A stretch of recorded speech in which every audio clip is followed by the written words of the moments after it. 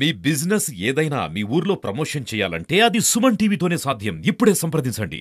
మే ఆఖరున ఒకసారి యూనివర్సిటీ దాడి తర్వాత ఒక బిగ్ స్క్రీన్ లో నిజాలు అబద్ధాలు అంటూ ఫ్రేములు సెట్ చేసి సేమ్ కంటెంట్ సేమ్ టాపిక్ ఒకసారి నిన్న పొద్దున కూడా అవే టాపిక్లు మళ్ళీ అదే సోదరులు అదే ఊరు అదే ఇన్సిడెంట్ మళ్ళీ అదే వీడియో ప్లే చేయడం.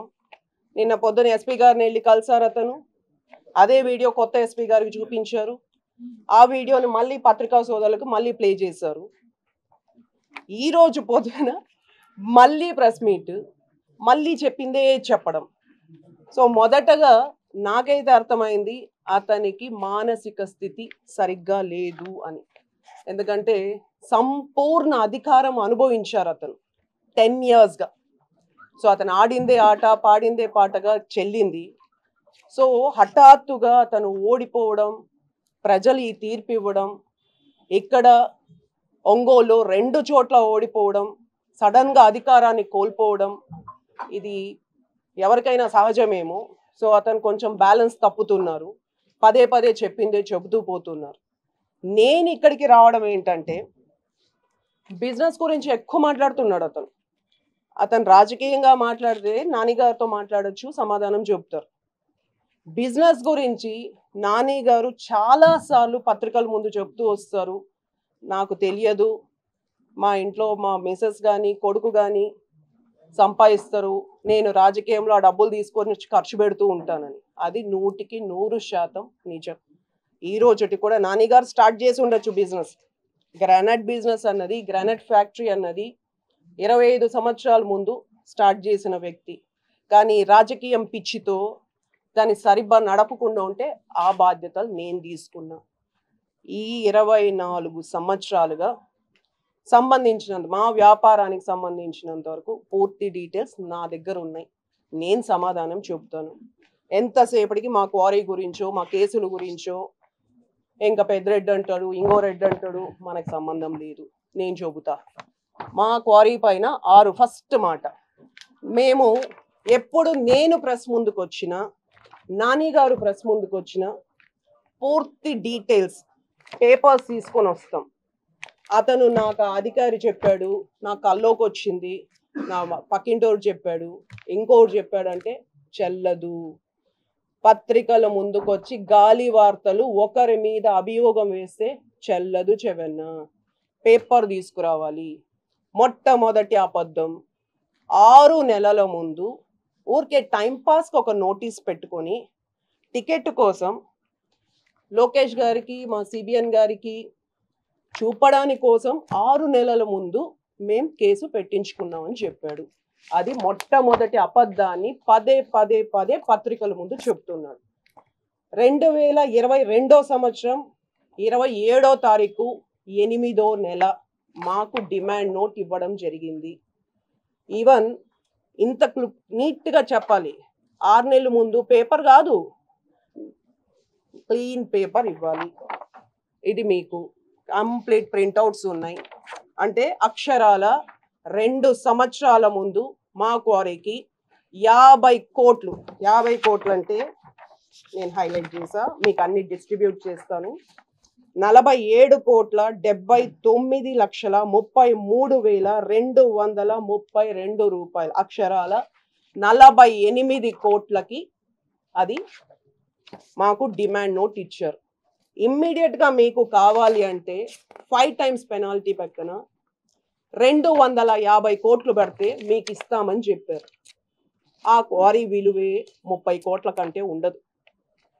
మనం అప్పుడు చెప్పాం, ఎవరు కేసు పెట్టినారో వాళ్ళు, అదే కేసు పెట్టిన ఏడి డీడీకి మేము చెప్పాం, అది పెద్దిరెడ్డి కావచ్చు చెవిరెడ్డి కావచ్చు, కేసు పెట్టిన వాళ్ళకి పోయి చెప్పండి, ఒకటి మా జోలికి రావద్దు.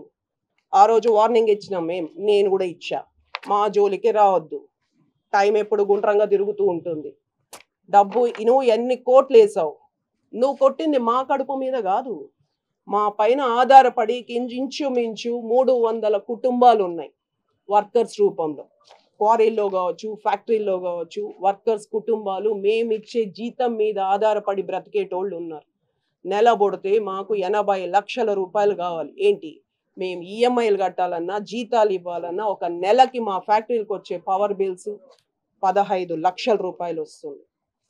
ఇది మాకు వేసినది పెనాల్టీ. ఆ పెనాల్టీకి గాను మేము కోర్టుకు వెళ్ళి రిట్ పిటిషన్ వేసాం. రిట్ పిటిషన్ వేసిన డేట్ అంటే నేను ఎందుకు చెప్తున్నానంటే ఇంకొకసారి పేపర్ లేకుండా నిరాధారంగా నోటి మాటలతో గాలి మాటలు మాట్లాడితే నేను కోర్టుకు లాగుతాను. చెవెన్న ఏ మాత్రం వెనకడుగేయను. నానిగారు కాదు, నానిగారు కూడా ఫస్ట్ టైం మీ గోల భరించలేక ఫస్ట్ టైం ఆయన ఆవేశపడ్డారు. మళ్ళీ అనేది 4 అనిపించుకునేది నన్ను వాడు వీడు అన్నారు అనేది. నేను కూడా 2018 ఇక్కడ వచ్చినప్పటి నుంచి అన్నా అంటానే వచ్చా. ఏ రోజు నా భర్త మీద నువ్వు హత్యాయత్నానికి ప్రయత్నించావో అప్పుడే నిన్ను ఆ రోజు వాడు వీడు అన్నా. ఈ రోజు మళ్ళా కూడా అన్నా అంటా ఉన్నా. ఇష్టం లేకపోయినా, మనసులో గౌరవం లేకపోయినా మాకు సంస్కారం సభ్యత తెలుసు కాబట్టి అంటా ఉన్నా. నాని గారు కూడా 7 సంవత్సరాలు ఏ రోజు మాట తూలేదు. ఒక వ్యక్తిని పదే పదే పదే నువ్వు రెచ్చగొడితే నిన్న మాట తూలాలు. తప్పు లేదు నా దృష్టిలో అయితే. ఎందుకంటే ఎందుకు అబద్ధాలు చెప్తావు? నీకు ఏం కావాలి? ఫస్ట్ ఆఫ్ ఆల్ సూటిగా సింపుల్గా నీకు ఏం కావాలి చెబితే నేను మీకు సమాధానం ఇస్తాను.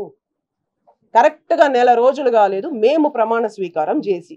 మీకు ఏం కావాలి? మా పైన ఏం ముద్ర వేయాలనుకుంటాను? మీకు రాజకీయ కక్షలు ఉంటే చెవిరెడ్డికి పెద్దిరెడ్డికి చెవెన్న పోయి మీ పార్టీ దగ్గర చెప్పి సస్పెండ్ చేసుకో. మీ పెద్దిరెడ్డి గారిని నువ్వు సస్పెండ్ చేసుకో. మా పైన దేనికి రుద్దుతుండవు? ఇది. అండ్ మేము రిట్ పిటిషన్ కోర్టుకి వేసిన డేట్, ఫైల్ నెంబర్ కూడా 18/10/2022కి మాకు ఇంట్రీమ్ ఆర్డర్ ఇచ్చారు. అంటే ముందే చెప్పినట్టు మీ రూలింగ్లో మీ ఆధీనంలో ఉన్న హైకోర్టులో మాకు ఇంట్రీమ్ ఆర్డర్ ఇచ్చారు అంటే ఆ పక్కన మీ సుధాకర్ రెడ్డి పొన్నవోలు గారు మాకు ఎలా ఇస్తారు? ఎందుకంటే మీరు హద్దులు దాటి తప్పు చేసి పెనాల్టీ వేశారు కాబట్టి ఇచ్చారు. రైట్? ఇంకా కేసు నడుస్తూ ఉంది. మేము దీన్ని పోరాటం చేస్తాం. ఏడి డిడి ఇందులో భాగస్వాములైన అందరూ సస్పెండ్ చేయిస్తాం. తప్పు చేశారు మీరు. మా ఆర్థిక మూలాల్ని దెబ్బగొట్టారు. నిన్న నానిగారు మాట్లాడేటప్పుడు చెప్పా, మనం గోల్డ్ తాకట్టు పెడితే ఏమై, ఆస్తి అమ్మితే ఏమైంది, చెప్పాల్సిన అవసరం మనకేముందని. ఆయన ఆవేశంలో బాధలో ఆయన అన్ని చెప్తూ ఉన్నారు. ఎస్, మేం ఫైనాన్షియల్గా ఇబ్బంది పడ్డాం నీ వల్ల మమ్మల్ని నమ్ముకున్న కుటుంబాలు ఇబ్బంది పడ్డాయి. మేము అప్పులు చేసి తాకట్లు పెట్టి వాళ్ళని కాపాడుకొని వచ్చాం. దీనికి ఇది రుజువు. మీ అందరికీ నేను కాపీస్ ఇస్తాను. అండ్ మా ఫ్యాక్టరీలు నడవలేదు, బిల్లులు కట్టలేదు అన్నారు.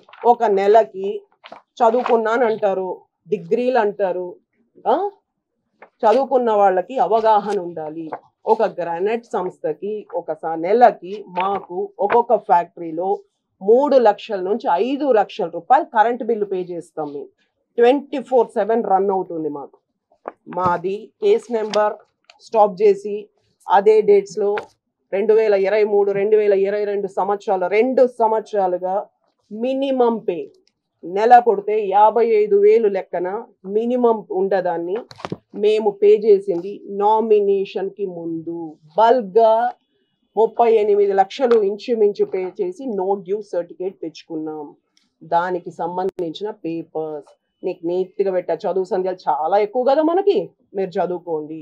ఇక్కడ అన్నకు సంబంధించిన వాళ్ళు ఒక వ్యక్తి, ఏదైనా సాక్షి ఛానల్ సంబంధించిన వాళ్ళు, ఇంకొక మిగతా ఎవరైనా కావచ్చు, లేదో నా మనిషితో మీ ఇంటికి పంపిస్తాను. నెక్స్ట్ టైం ఇది చూపించి మాట్లాడాలి. కరెంట్ బిల్ ఎప్పుడు ఫ్యాక్టరీ ఆగింది, మినిమం పవర్ బిల్ ఎంత, నెంబర్ ఆన్లైన్లో కొడితే వస్తుంది. సో ఈ డీటెయిల్స్ మా ఫ్యాక్టరీలకు సంబంధించి మూతపడ్డదని. మూడవది 12 లారీలు అన్నారు. అవగాహన ఉండాలి. డిగ్రీలు ఉంటే సరిపోదు. మేము స్టాపేజ్కి రాసిచ్చిన ప్రతి పేపర్ 19, 14 నుంచి మేము స్టాపేజ్కి రాసిస్తూ వచ్చాం. ఇది కరెంట్ బిల్ కట్టిన రెసెప్ట్స్, రుజువులు ఇవ్వాల్సిన పనుల. నేను మీకు వార్నింగ్ ఇవ్వడానికే వచ్చినానన్నా, ఖచ్చితంగా మీకు వార్నింగ్ ఇవ్వడానికే వచ్చి. ఇంకొకసారి అవగాహన లేకుండా మా ఫ్యాక్టరీల గురించో మా వ్యాపారాల గురించో నోటికొచ్చిన అబద్ధాలు తూలితే ఖచ్చితంగా మిమ్మల్ని కోర్టు కేసు వేస్తాను. ఇది మేము సరెండర్ చేసిన లారీలు 14, 17, 18 సరెండర్ చేసింది. మా అఫిడవిట్లో మేము చూపించింది కూడా 2. 12 లారీలో 10 ఎప్పుడో చిన్నప్పుడు సరెండర్ చేసినాం. 10 years 14 నుంచి 17 వరకు సరెండర్ చేసినాం. మేము ట్యాక్సులు కట్టకుండా కంప్లీట్గా సరెండర్ చేసినాం. ట్యాక్స్ అంటే క్లోజ్ చేసాం. 2 లారీలు మాత్రమే ఉన్నాయి. ఏ రోజు కేసు పెట్టారో ఆ 2 లారీలు కూడా తిరగలేదు. మీకు మా జీవితాన్ని ఇంతలా మీకు చెప్పుకోవాల్సిన అవసరం లేదు. కానీ పదే పదే పదే ఒక అబద్ధాన్ని చెబితే అది నిజం అవుతుంది. సో మీ అబద్ధాలకి తెరపడాలని తీసుకుని వచ్చా. మీరు మతి స్థిమితం పూర్తి స్థాయిలో తప్పిపోక ముందు మీరు కొంచెం స్థిమిత పడాలి. ఎందుకంటే ఇవి రుజువులు. లారీలకి మా వ్యాపారాలకు సంబంధించినంత వరకు ఇవన్నీ రుజువులు. మీకు ఈ కాపీస్ అన్నీ ఇస్తాను, కోర్ట్ కాపీస్ అన్నీ. నెక్స్ట్, ఎందుక పదే పదే ప్రెస్ ముందుకు వచ్చి నానిగారి గురించి మాట్లాడుతూ మాతో అడ్జస్ట్ అయినారు, ఇంకొకరితో అడ్జస్ట్ అయినారంటే ఎవరితో ఎవరు అడ్జస్ట్ అయినారు నువ్వు పేపర్ తీసుకురా, ఇవి ఉన్నాయి. ఒకవేళ నీకు ఎవరితో ఎవరు అడ్జస్ట్ అంటే పోయి నీ గ్రూప్ రాజకీయాల్లో నువ్వు పోయి సస్పెండ్ చేయించుకో. అండ్ నువ్వు చెవిలో పువ్వు పెడితే మీరు చెప్పే అబద్ధాలకి కథలకి ఇక్కడ ఉండేది మోసపోవడానికి జగన్ గారు కాదు. మీరు చెవిలో పువ్వు పెట్టి జగన్ గారిని పూర్తిగా ముంచేశారు. ఇక్కడ ఉన్నది లోకేష్ గారు. ఆవులు ఇస్తే పేగులు లెక్క పెడతారు. నాని గారు ఎవరు, ఏమి, అతని వ్యక్తిత్వం ఏమి అని ఆ కుటుంబానికి తెలుసు, మాకు తెలుసు. మాకు పాయిజన్లు ఎత్తుపోయి టికెట్ ఇకపోతే చచ్చిపోతా అసలు మీ బాధ ఏంది? మాకు అవసరం లేదు. ఫస్ట్ థింగ్, ఎలక్షన్స్ అయింది, రిజల్ట్ చూపించినారు, ప్రజలు ఎన్నుకున్నారు, నెల కూడా కాలేదు. మీ బాధ ఏంది? మీకేం కావాలి? నాయకుడు లక్షణాలు ఉన్నాయా లేదా, ఎవరికి ఉన్నాయి లేదని ప్రజలు తీర్పిచ్చారు. మీరు వాస్తవానికి దిగాలి. పూర్తిగా పిచ్చోళ్ళు అయిపోకముందు, మతి స్థిమితం లేకుండా పిచ్చివాళ్ళు కాకముందు మీరు రియాలిటీని చూడండి. స్టేట్లో ఏం జరిగింది, చంద్రగిరిలో ఏం జరిగింది, ఎందుకు ఇన్ని ఓట్లు వేసి గెలిపించారు నాని గారిని వాస్తవాన్ని గ్రహించాలి మీరు. సో ప్రజలు ఇంకా మీకు నెక్స్ట్ ఎలక్షన్ ఎప్పుడు వస్తుంది? 2029లో. ఓపిగ్గా ఉండాలి. నాయకుడు ఎవరు, నటన ఎవరు చేస్తున్నారు, ప్రజలు డిసైడ్ చేసే మాకు ఓట్లు వేసినారు. మమ్మల్ని ఇప్పుడు ప్రజలు చూస్తారు ఈ 5 years. 2029లో నాయకుడు ఎవరు, నటన చేసినాడు ఎవడని మళ్ళా డిసైడ్ చేస్తారు. మీకు చేతనైతే నటించకుండా జీవించి 2029లో ట్రై చేయండి, మళ్ళా గెలవడానికి ట్రై చేయండి. నిన్న నానిగారు అన్నట్టు చాలా కష్టం. ఎందుకంటే మీరు నిన్న చాలా అవహేళన చేస్తూ 10th క్లాస్ పాస్ అయిన వ్యక్తి కదా తెలియదు అని. చెవులు 2 పెట్టి బాగా వినండి. 10th క్లాస్ పాస్ అయిన పులివర్తి నాని గారనే నా భర్త, చంద్రగిరి ఎమ్మెల్యే అయిన నా భర్త కరెక్ట్గా నెల రోజుల్లో 4 డిగ్రీలు ఉండి 5 సంవత్సరాలు 10 సంవత్సరాలు అధికారంలో ఎమ్మెల్యేగా ఉండి 5 సంవత్సరాలు అధికారంలో ఉండి 4 డిగ్రీలు ఉన్న మీకు చేతగాని పనులని 10th క్లాస్ పాస్ అయిన నా భర్త, చంద్రగిరి ఎమ్మెల్యే అయిన పులివర్తి నాని అనే నా భర్త నెల రోజుల్లో చేసిన పనులు. Bus stand 10th class pass అయిన పులివర్తి నాని గారు అనేవాళ్ళు రాయల్ చెరువు రోడ్డు నుంచి, మంగాపురం రోడ్డు నుంచి దామల్ చెరువు రోడ్డు వరకు స్టార్ట్ చేశారు నా భర్త. 10th క్లాస్ పాస్ అయిన పులివర్తి నాని గారు అనేవాళ్ళు టౌన్ బస్సులు ఈ రోజు స్టార్ట్ చేశారు 4. మీకు చేతగాలేదు. 10th క్లాస్ పాస్ అయిన పులివర్తి నాని గారు చంద్రగిరి ఎమ్మెల్యే అయిన నా భర్త పోస్ట్ మార్టం రూమ్ని చంద్రగిరి హాస్పిటల్లో ఇబ్బందులు పడకుండా, రుయా స్విమ్స్ అని పెద్ద హాస్పిటల్ పై పడిగాపులు కాయకుండా చంద్రగిరిలో హాస్పిటల్లోనే స్టార్ట్ చేశారు. 10th క్లాస్ పాస్ అయిన పులివర్తి నాని గారైన నా భర్త చేతిలో 44,000 ఓట్లతో మీరు ఓడిపోయినారనేది గుర్తు పెట్టుకోవాలి. అదే చంద్రగిరి ఎమ్మెల్యే, అదే పులివర్తి నాని గారు, అదే 10th క్లాస్ పాస్ అయిన నా భర్త చేతిలో 2029లో మీరు ఒకవేళ జైలుకు పోకుండా కంటెస్ట్ చేస్తే 80,000 ఓట్లతో ఓడిపోతారు. ఇంకొకసారి హత్యాయత్నం చేయించి అవహేళన చేస్తూ నిన్న మీ హావభావాలు చూస్తున్నా అంటే డాష్ క్యామ్లో వీడియోస్ ఉండి ఇంతమంది దాడి చేసి ఒక హత్యాయత్నానికి పోని త్రుటిలో ప్రాణాపాయం నుంచి తప్పించుకున్న నా భర్తని అవహేళన చేస్తావా? నాటకాలు అంటారా? ఒక డాక్టర్ సర్టిఫికేట్ తెచ్చుకొని నాటకాలు అంటారా? 4 డిగ్రీలు ఉన్న మీకు ఒక ఎక్స్రే మాత్రమే లేదు, మెడికల్ టెక్నాలజీలో టర్మినాలజీలో ఎంఆర్ఐలు అనేది ఉంటాయి, స్కాన్లు అనేది ఉంటుంది. ఒక వ్యక్తికి బోన్ మాత్రమే కాదు లిగమెంట్లు కూడా ఉన్నాయన్న అవగాహన లేని మీకు చదువు ఎందుకు? మీకు ఆ సంస్కారమే లేదు, అవహేళన చేస్తారా? అండ్ ఇంకా అనవసరంగా డ్రామాలు వేసి సస్పెండ్ చేశారా? ఎవరిని? తప్పు చేసిన వాళ్ళు చేశారు. ఇంకా చాలా పెద్ద లిస్ట్ ఉంది తప్పు చేసేవాళ్ళు. అండ్ మీరు నిన్న ప్రత్యేకించి సిట్ అధికారుల గురించి మాట్లాడుతున్నారు. ఎవరి రూలింగ్ ఉన్నప్పుడు వాళ్ళు వచ్చారు, ఎలక్షన్ కమిషన్ ఆధీనంలో ఉన్నప్పుడు అంటే మేము ఎంత గొప్ప మాకు ఎంత కెపాసిటీ ఉంటే మాకు నచ్చిన వాళ్ళని వేయించుకునేంత కెపాసిటీ ఉందా? అంటే మా కెపాసిటీ మీకు తెలుస్తోంది కదా. హద్దుల్లో ఉండాలి. మాకు సంబంధం లేని అధికారుల్ని వేశారు. సిట్ అధికారులకి నా ప్రశ్న, ఎన్నోసార్లు పిలిచా, నేను ప్రథమ సాక్షి, ఇంతవరకు నన్ను విచారించడానికి ఎందుకు పిలవలేదు? రెండవది సిట్ అధికారులకి నా ప్రశ్న, యూనివర్సిటీలో ఉండే క్యాంపస్ ఫుటేజెస్ చెవిరెడ్డి గారి చేతికి ఎలా వచ్చాయి? 14వ తేదీ నన్ను మహానటి అని 4 డిగ్రీలు ఉన్న వ్యక్తి తెలివి తక్కువతనంతో బయట ప్రపంచానికి చూపించాడు. యూనివర్సిటీ క్యాంపస్లో ఉండే కెమెరాలో ఉండే ఫుటేజ్ అది. ఒక ఎలక్షన్ కమిషన్ ఆధీనంలో ఒక స్ట్రాంగ్ రూము 7 నియోజకవర్గాలకు ఎంపీకి సంబంధించిన ఈవీఎం బాక్స్లు ఉన్న చోట వీడియో ఫుటేజ్ అతని చేతికి ఇచ్చిన అధికారులు ఎవరు? యూనివర్సిటీకి సంబంధించిన వీసీ గారులా, అప్పుడున్న ఎస్పీ గారా, సస్పెండ్ అయిన డిఎస్పీ గారా, ఇంకా యూనివర్సిటీ ఇన్స్పెక్టర్ గారా? నాకు సిట్ అధికారులు చెప్పాలి. అండ్ ఒకరిని అరెస్ట్ చేసినప్పుడు ఎందుకు ప్రెస్ ముందుకు హాజరుపరచలేదు? ఎందుకు మీరు కస్టడీలోకి తీసుకోలేదు? ముద్దాయిల్ని వీడియో చూశారు, అంత నీట్గా హత్యాయత్నం చేయడానికి వచ్చారు, ప్రెస్ ముందు ఎందుకు హాజరుపరచలేదు? వాళ్ళు ఎందుకు తప్పు చేశారు, ఎవరు చెప్తే చేశారని ప్రజలకి ఎందుకు మీరు చెప్పలేదు? కస్టడీలోకి తీసుకొని ఎందుకు విచారించలేదు? అండ్ సిట్ అధికారులకు నా ఇంకొక ప్రశ్న, నన్ను విచారించాలని చెబుతున్నా, నేను ప్రథమ సాక్షి అక్కడ.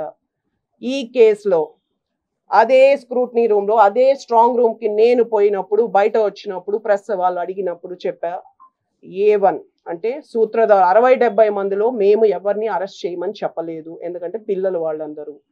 సూత్రధారులు 3, చెవిరెడ్డి మోహిత్ రెడ్డి, చెవిరెడ్డి భాస్కర్ రెడ్డి, చెవిరెడ్డి రఘునాథ్ రెడ్డి, ఆ 3 సూత్రధారులు. బాను పాత్రధారి, ఇంకొక బుల్లెట్ తగిలిన అతను పాత్రధారి. వీళ్ళ 5 మందికి దీంట్లో 100% ఇన్వాల్వ్మెంట్ ఉంది. సో ఈరోజు మాకే తెలియదు, ముందస్తు బెయిల్కి అప్లై చేసుకొని హైకోర్టు నుంచి వచ్చేంత వరకు తెలియదు. సో 2 రోజుల నుంచి మీరు డ్రామా చేసింది ఈ కేసు గురించి ఏమీ లేని దాన్ని డ్రామా చేసి నా కొడుకుని ఇరికించారని చెప్పడానికి మీరు ప్రయత్నించారనేది నాకు అర్థమైంది. రైట్? మీరు బాగా వినుకోండి. ఇంతవరకు పోలీసులు చూపించిందో చెప్పిందో ఏదో నాకు తెలియదు, కానీ నాకు నేనుగా వీడియోలు సంపాదించుకునింది అక్కడ 2 పిల్లల దగ్గర నుంచి మొబైల్ ఫోన్స్లో ఉన్న డేటా, ఆ కార్లో ఉన్న సిమ్ కార్డ్స్ డేటా ప్రకారం పూర్తి సాక్ష్యాధారాలు మా దగ్గర ఉన్నాయి. ఇది మీ కొడుకు తప్పు కాదు, మీరు తప్పు చేశారు. మీరు చేసిన పాపం నీ బిడ్డకు పోతోంది. మీరు అధికార దాహంతో ఈ చిన్న వయసులో ఆ పిల్లోడికి అన్ని నేర్పించి, మీరు బాగా గుర్తుపెట్టుకోవాలి, మేము నటించడానికి 13 ఓటింగ్ అయితే 14 ఇన్సిడెంట్ జరిగింది. మేము నటిస్తే మాకు వచ్చేదేందో, రాత్రికి రాత్రి ఏమైనా బ్యాలెట్ పేపర్లు మారిపోతాయా, ఈవీఎంలు మారిపోతాయా? రీజన్ ఏంది? మా మీద హత్యాయత్నం చేసి మేము నటించి ప్రజల్లో మన్నన పొందేదానికి మాకు ఓట్లు మళ్ళీ ఏమైనా పడతాయా? 13 అయిపోయింది కదా పోలింగ్. 13 పోలింగ్ రోజు మీరు ఓడిపోతారని క్లియర్ డేటా మీకు అందబట్టే నాని గారిని అంతమొందించాలనుకున్నారు.